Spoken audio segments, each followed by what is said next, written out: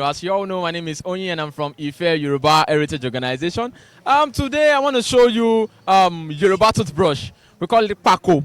You know, then when we were very small, once our mother asked us to use Pako, we'll be like, no, no, no, mommy, I don't want to use this. But I want to show you Pako today. And with what I've heard and with my findings, Pako has some advantages in the body. Join me as we find out where we want to sell this Pako.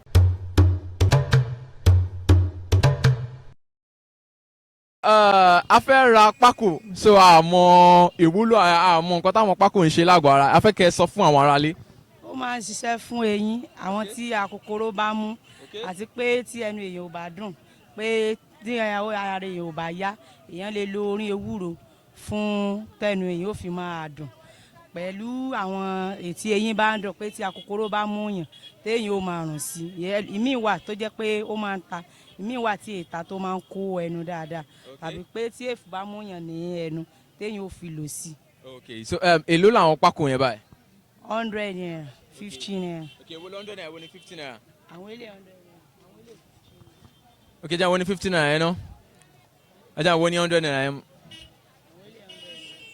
Ṣé nǹkan kan náà làwọn méjì ń ṣiṣẹ́ fún.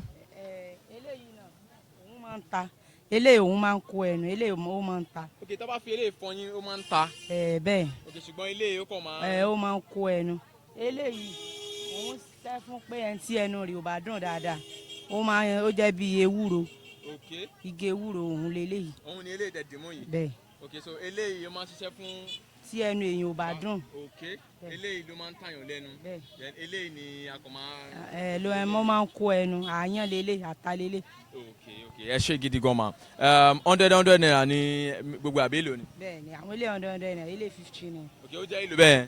Ó jẹ́ 350 báyìí. 350 bẹ́ẹ̀ okay mo ń bọ̀ ma. Tí bá lò ṣé kò ní pé ó máa korò lẹ́nu mi báyìí.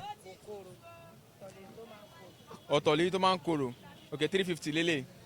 Ẹ ṣe gan ma. Ìmọ̀ràn wo lẹ fẹ́ fún àwọn aráalé nípa pákó. Pákó ó dáa fún eyín pé kéèyàn máa rùn kó eyín ó mọ̀ bá máa dùn yàn pé kí akòkòrò mọ̀ bá mú yàn lẹ́rùn pẹ̀lú kó ọ̀ràn ẹnu mọ̀ bá máa rùn téèyàn bá ń lo brush tó ń lo toothpaste tó tún lè máa lo eléyìí náà mọ̀. Okay, láràárọ̀ àbí. Bẹ́ẹ̀. Okay, ẹ ṣe gidi gan ma ẹ ṣe gidi gan thank you very much.